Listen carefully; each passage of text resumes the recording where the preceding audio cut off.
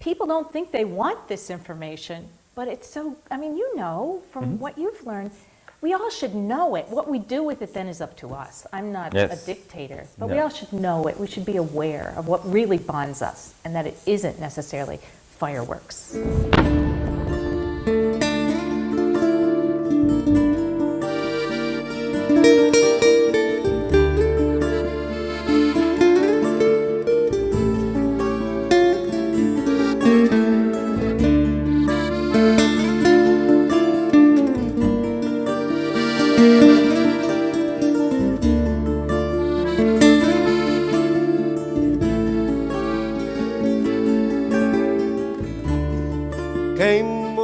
You're watching Private Matters, and I'm Max van Praag, and Private Matters is about having happier and healthier relationships in every way, in every aspect. We're talking with people from all over the world, with authors, with therapists, with people with amazing journeys. And today's show is a dialogue with a very wise woman, Marnia Robinson, who wrote a book called Cupid's Poisoned Arrow, From Habit to Harmony in Sexual Relationships. Welcome to the show, Marnia. Thank you. It's good to be here.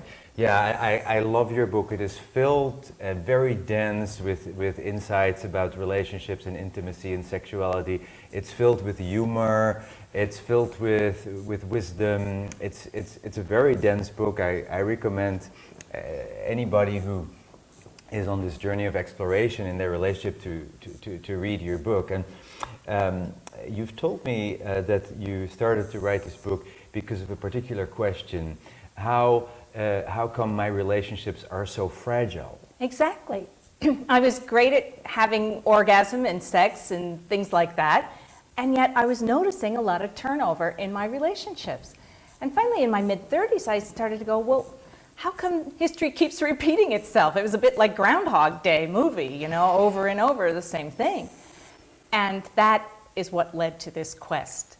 First, it led to a lot of information from ancient sacred sex practices, and then I teamed up with my husband, who teaches physiology, and then it led to an enormous amount of brain research about the effects of sex on the brain. It's good that you had a husband. Yes, I mean, it is very handy. If you're complaining that your relationships are not going very far or are fragile, then having a husband seems great news. Believe it or not, I never had a problem attracting men. That wasn't the problem. The problem was keeping them. And I didn't really understand that biology has its own agenda. And one of its agendas is to pass on genes. Of course, that's its prime agenda. That's right. And that means pair bonding maybe for a while, but also finding novel partners very attractive and getting very restless with current partners. And this book is about why that happens and how you can steer around it. And you have overcome, in the process of writing, you've overcome this point. Exactly. I think, how long have you been with your husband? 12 years. 12 years. For me, that's a lifetime. That's brilliant. And we're still going strong. So. And a lot of the wisdom in the book is information about Asian... Not just. It turns out that this wisdom, which you could summarize as intercourse is great, orgasm, you might want to lay off of that a little bit, have sex sometimes without orgasm or as frequently as you find suits you. Of course, the best known versions of this are Tantra and Taoist lovemaking. But it turns out this wisdom has turned up in traditions all over the planet. Even the early Christians had a variation of it, the sacrament of the bridal chamber. The courtly love tradition in the Middle Ages seems to be very closely related to this. There's South American shamanistic tradition that has the same wisdom in it. So rather than thinking of this as an ism or a type of sex, I just think of it as a human potential. We have the potential to make love this other way very contentedly. And when you don't want to make a baby, it's great for that. So. And be a little bit more specific. Well, many people will not understand. Yeah, they won't, I guess. When you overstimulate your brain, and well, let me just back up a little bit. Orgasm is one of the most stimulating events that you can engineer for yourself unless you take drugs. It's the most stimulating event. And by that I mean it releases an amazing cocktail of neurochemicals in your brain. A Dutch scientist a few years ago actually took scans of men ejaculating, and he said they looked like the brain scans of people shooting heroin. So this is a huge event in your brain, and we think of it as something that just ends when you're done and you can start again. But it turns out there's way more to orgasm. It's the beginning of a cycle. When you blast your brain with something intense, whether it's cocaine or orgasm or whatever, it takes a while for your brain to return to homeostasis. And during that time, there are these ripples of neurochemicals going up and down. That shifts your perception toward your partner. When the neurochemicals are just right, you see Miss Right, or perhaps you see Dr. Jekyll. But when the neurochemicals are low, when dopamine drops and other neurochemicals change, then you can see somebody who looks like she has live snakes for hair, or Mr. Hyde, who doesn't look good at all. So our perception is being altered by the way we use sex. Yeah, there's a movie called The Science of Sex Appeal, which goes into all that kind of research. Yeah, well, it's so important that we understand that as human beings. Yes. Because how can you stay bonded to somebody if they look horrible to you off and on? It makes love feel like it's coming and going when it isn't. It's our perception that's rippling. Yes. So all human beings need to understand a little bit more about how sex works. Then they can chart their own course. They can go for whatever they want to go, but be more aware of the repercussions of those various choices. One of the threads in your book is about Taoist lovemaking, and I have a very strong affinity with that. As a matter of fact, I first came to this country to take a workshop with Master Mantak Chia, Wow. who is known all over the world for his practices for men and women to transform sexual energy. And the key of his teaching, I mean, he has a whole system of healing techniques. It's not just about sexuality, it's also about the organs and about the breath. It's about the whole system. But the thing that really touched me at that time, I was in my early 30s, I was living in Holland, in Amsterdam, and I came across his work, and his work is about that not using another person to get off. It's really that we are our own engine for pleasure.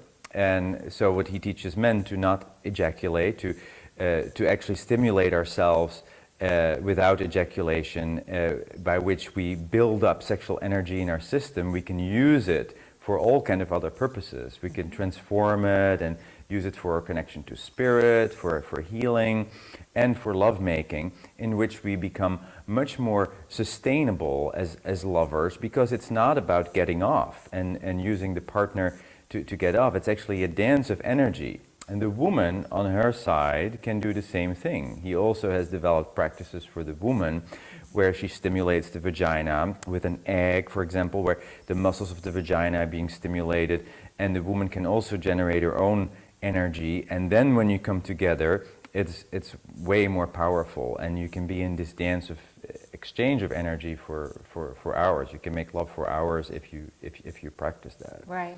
Instead of as a man throwing away your life force with ejaculating, and many men suffer from premature ejaculation. This is something you can overcome by doing Mantak Chia's practices. Exactly. And his book was my first introduction to all of this too. And my jaw dropped when I read it, because he was explaining that too much ejaculation is a problem for men. Well, there went all my great foreplay skills out the window. You know, I was like, wow, but this book's written by a man, so maybe there's something to it. And I began experimenting. And I was amazed that the harmony in my relationships shifted. It affected my perception of my partner and his perception of me. And I slowly discovered that it isn't actually what he says. It's not semen loss. That is not the issue that causes the problem. It's changes in the reward circuitry of the brain, which is the part of the brain that motivates us to bond, to have sex, to go for climax. That part of the brain is, when you overstimulate it, afterward it kind of closes down a little bit, so it's less sensitive to pleasure for a little bit. And that's when our perception of our partner shifts for the worst. So it was very interesting. I also discovered that he recommends a lot of sort of forceful techniques. And gradually over the years, I worked out that it was better to make love very gently and not rush close to orgasm and try to fight yourself, but more make love in a wave and even end in a mutual meditation, basically. And that no one was left unsatisfied. I mean, this was news to me, and I think it might be to a lot of people. And what came out of this research for you is the theory or the idea that less orgasms and more intercourse is better for harmony and happiness. And I put this out, this thought of yours, and some women are saying, well, I certainly wasn't happier when my partners were having orgasms and I wasn't. Exactly. And your point is not to have no orgasms. Right? Yeah, Or my point is that you have to be in this together. It can't be something one partner does without the other. But when both partners are playing around with the sexual energy with the goal of not going over the waterfall, it becomes a really magical dance. It's quite different than a woman who's been struggling to have orgasm and does it. That's, even at a neurochemical level, that's just ratcheting up feelings of dissatisfaction. That's not what this is. This is about partners almost nurturing each other through their lovemaking. And it turns out for pair bonders like humans, this is vitally important that we engage in some kind of affectionate contact every day. It doesn't have to be intercourse, although intercourse is very good for us and it's a lovely bonding behavior. But there are many other bonding behaviors, it turns out, that help keep people together. Tell us about this. Eye contact, skin-to-skin contact, listening and repeating back to someone what you hear. So all of those kinds of things. Attachment cues that keep pair bonders bonded evolved from the cues that attach caregiver and infant. So all mammals work on the same basic attachment cues. In lovers, they look a little different. Kissing with lips and tongues would be an attachment behavior. They think that came from primates feeding their babies before Gerbers, and that's why we find it pleasurable. Who knew? But you can see there's a very close relationship between the attachment cues that attach lovers and those that attached us to our parents and to our kids. What else? What has happened for you as a result of writing this book, and how is this book being received? That's an interesting question. Some people find it and they're like, oh my God, this is exactly, I knew this and I just needed to see it in black and white, and this makes so much sense to me. Other people are, if they get handed it to them by a lover, are like, this can't be right. It goes against everything that I've learned about sex. You know, sex is about orgasm, right? So why are you bothering me with this idea? But I think if we back up the camera and look how many traditions evolve this wisdom in their own ways, and then have a willingness to explore it, we might find something different. What I did was put a 3-week program in the back called the Ecstatic Exchanges. And these are playful activities for couples. There's no intercourse for the first 2 weeks, and then intercourse is gradually added back in.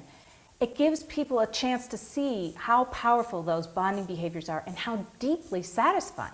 When my husband and I got together, for example, I remember him saying, after about 3 nights of these exchanges, kissing started to feel totally different. It reminded him of his kisses when he was an early teen.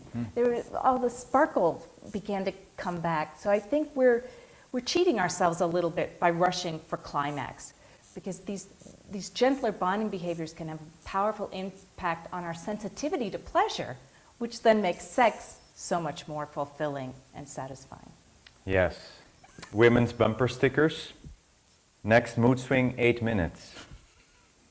All stressed out and no one to choke. You have the right to remain silent, so shut up. Caution, 0 to bitch in 8 seconds. Do not start with me, you will not win. You never had any experiences like that with a sweetheart, I'm sure. But I lived up to all of those, and I didn't realize that I was projecting a neurochemical black hole, a temporary one, onto my partners. And there was nothing the guy could do that would be the right thing because my perception was off. And it took me a long time to work that out because the sacred sex traditions all say that, many orgasms for women are fine, and it's men who have to watch out because they have semen. But once you understand that this is due to ripples in the brain, it can affect both sexes. And some people are probably more sensitive to these ripples than others, just as some women feel PMS more intensely than others. Most of these traits have a bell curve. So you have to figure out where you are on that. But I had no idea that orgasm was causing any problem in my life, because the orgasm always feels great. This is also very complex. Yes. So we come into the world looking for romantic love, for this partner, and then as we're dating, we notice that things are very confusing. Very confusing. I in my 20s, I was like really had no grip on life and on these things. And it's part of the reason why I'm here doing this is that I went through all of that. And so on one hand, we want to find a romantic partner. On the other hand, we notice that our brain chemistry goes out of whack when we start having sex. And what you were saying earlier, we use spiritual techniques and meditation to balance ourselves and our brain. Having sexual relationships often throws us off. Exactly, and we haven't understood that. We haven't understood that there's this natural neurochemical cycle after orgasm that is altering our perception. So that makes sex a sort of double-edged tool. I mean, it has two wonderful aspects to it. If you use it very carefully in this gentle lovemaking without crashing and setting off that cycle, you help yourself stay more centered. And if you avoid a lot of orgasm during that too, you're strengthening your centeredness even more. So it's a very powerful practice if you want to see changes in your life very quickly. I happen to also think that our inner state has a lot to do with what we attract to ourselves externally. So if you have feelings of abundance instead of a neurochemical feeling of lack that's haunting you, you create abundance on whatever level's important to you. And that has been my experience with this practice. So I think it's a way of teaching people how to fish, and everyone should experiment with this and see if they notice that increases harmony and abundance and centeredness and helps them get their spiritual antenna up. And then if it's not for them, fine. But we ought to see what our potential is in this area. So can you give some pointers, some practical advice? The practical advice I would give is, for me, it helped to have a structured program. And that's why there's 3 weeks of ecstatic exchanges in the back. Because I'm kind of a cowgirl, and I would be very impulsive, and I'd have the best intention of avoiding orgasm and taking things slowly. And the next thing you know, I'd be heating up and rationalizing to myself, oh, well, this won't hurt. Well, you never see the benefits of this unless you stick with it for about 3 weeks. Because it can take up to 2 weeks for this neurochemical cycle to settle down in some people. So they won't even clarify their perception for the first 2 weeks. So that you really need to be consistent for a while, then go back to conventional sex and see what you notice. See if the harmony in your relationship starts developing these weird problems for no reason. That's what I experienced over and over, and finally I got it. Oh, I really need to change what I'm doing here. What can you tell us about the nature and the importance of chemistry? Like we meet people in our lives, and sometimes we have this heightened chemistry. We have this wow, and those are not necessarily the partners that things work out with best. Yeah. Sometimes we get into a relationship with somebody we're actually not that attracted to, and things are very stable. Exactly. One of the things I found out, because my husband is a physiology teacher and digs up the most fascinating science, is that a lot of the attraction that certainly women feel for men is based on smell, and it's based on your brain lights up for men who have immune systems that are the most diverse from yours. That helps your offspring become immune to a wider range of potential pathogens. So there's nothing about compatibility or love in that, and yet you'll get a big buzz for this person because they smell right And They look right. Yes, well, that can also be a big issue. And I've had women tell me, around ovulation, I'm very attracted to alpha males, and the rest of the time I relate to men normally. So I could really sympathize with men, you know, they're following their hormones too. So a lot of times we're choosing partners not even on our, whatever you might call it, higher wisdom, but just on this primitive part of our brain that's got a mission and a job to do, and it's thinking offspring. And you may not be thinking offspring at all, and you'd be much better off with a compatible partner or someone who shares, who complements your skills in order that you can accomplish something together. One of the gifts of writing this is that as I became aware of this neurochemical cycle after orgasm, I realized that I could become more aware of my mood swings after orgasm. Men, it turns out, are far more receptive to this book than women. They've often had the feeling, oh, I just want to get away after sex, or they just roll over and snore or feel like somebody whacked them on the head, because they seem to get a more intense, immediate reaction to climax on the whole. Not every man is the same, obviously. Women, on the other hand, it's very hidden. I could stay kind of high and buzzing for 5 days after a great orgasm, but by the end of 2 weeks, I was chewing my partner into hamburger meat and spitting him out and wondering why this happened again. So I think as women experiment with this, they may realize that it is a factor in their love lives, which they had never considered before. And then they can start to be a little gentler about projecting their impulsive sense of lack or distress or demanding feelings toward their partner. Or even jealousy can be fueled by these feelings because you have a sense of lack and your partner isn't meeting it. Well, your partner can't meet it. You have to wait until your brain chemistry comes back. Well, that's really important. Very often people think that it's about the partner when they're out of balance, like they have to do something or they have to treat them differently or do something, when we really need to take more space and we need to give our partner space to get back into balance. Maybe, but I will also add that the old part of the brain called the amygdala, which is our defense mechanism, relaxes in response to attachment cues, responding behaviors. So talking about it won't do any good because that part of the brain is way predates talking or logic or anything. But just holding your partner in silence, even for a few minutes a day, may do more to help, you know, ease those kinds of projections than anything else. Sometimes space isn't as helpful as making sure there's some kind of daily affectionate contact, preferably with no discussion. Until brains are back in balance, then you can discuss things. But I've been amazed. A lot of problems that I thought were insoluble have solutions. It once happened to me in the middle of an argument with a girlfriend, and I was very upset. We were really arguing. She had just arrived with a plane, and in the middle of the argument, and I'd never experienced, she started kissing me in the heat of the argument, and the whole argument was over. It was like a total immediate shift of energy. All right. That's what we could be doing for each other. And if you want to make love, not war, let's all learn this, because it's that simple. And I wasn't very approachable. But she managed to give me a kiss in exactly the right way. It calmed me down completely. And then you could discuss it, and maybe you had some legitimate points. But the point is, when you're in balance, you can make those points, and you can find a middle ground with your partner.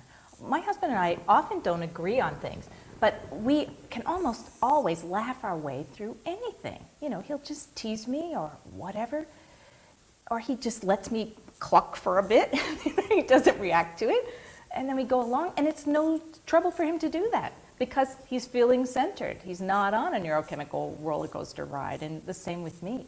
I've been amazed. I mean, it's really transformed me as a woman and made love seem safe and intimacy seem safe in a way that it didn't before. Marnia, how can people find you? Oh, I have a website. It's called www.reuniting.info, like information. And if people find you, what are you going to do for them? Invite them to join the forum and experiment with the ideas and share their thoughts. In the form of a group or sessions or? No, nothing like that. They can just do it online, and there's a wonderful group of couples there now exploring the ideas. You are a counselor? No, I'm not. I'm a lawyer by training. You're a lawyer. You just you have done this research. No, I became interested in this subject and decided the world did not need another lawyer. It really needed this information, so I changed careers. So if people want to sit with you and get coaching or counseling, are you willing to do it? We can go buy a tea and chat. Okay.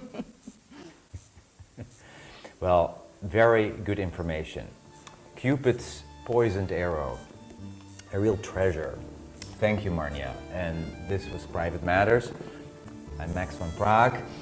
We talk about intimacy, about sexuality, for everyone who wants to watch. Thank you for watching us. Thank you for supporting this show. We'll see you next time with another dialogue.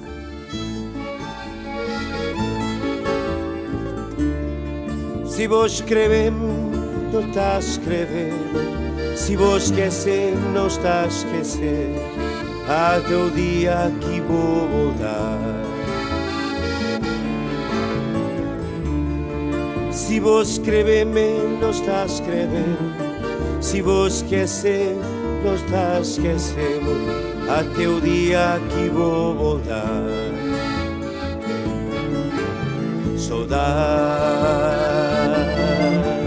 saudade, saudades, minha terra, São Nicolau. Saudade, saudade, saudades, minha terra, São Nicolau.